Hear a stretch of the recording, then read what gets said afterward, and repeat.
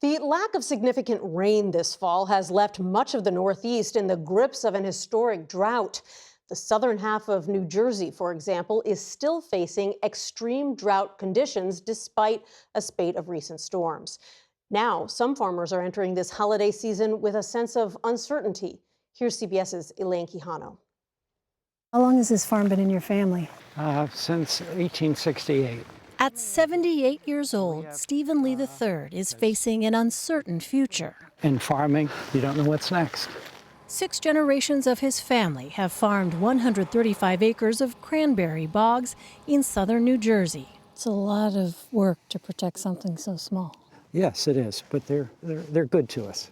But in the last 4 months, it's only rained about 3 inches here, roughly a foot less than normal. The National Weather Service says this extreme drought in this part of South Jersey is a 150-year event.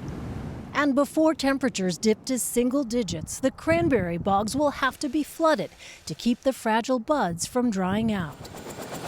Typically, waterways feed into their reservoir, but now it's a surreal landscape, cracked and bone dry. It's shocking, and all you can do is kind of stare out and look at it. Lee's daughter Jennifer says they turned to a backup well to pump water for their recent harvest. But even that's 20 feet lower than normal. We're lucky. There are some growers who don't have a well, and they weren't successful this year. Still, pumping the bogs with well water will cost nearly $30,000 in fuel. And near the farm, a wildfire that started in July is still smoldering, fueled by the drought. A threat that will keep Lee away from a Thanksgiving tradition of gathering with family in Maine. I'm going to stay here and smell for smoke and try to figure out if the cranberries are protected.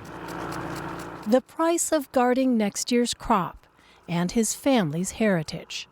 Elaine Quijano, CBS News, Chatsworth, New Jersey.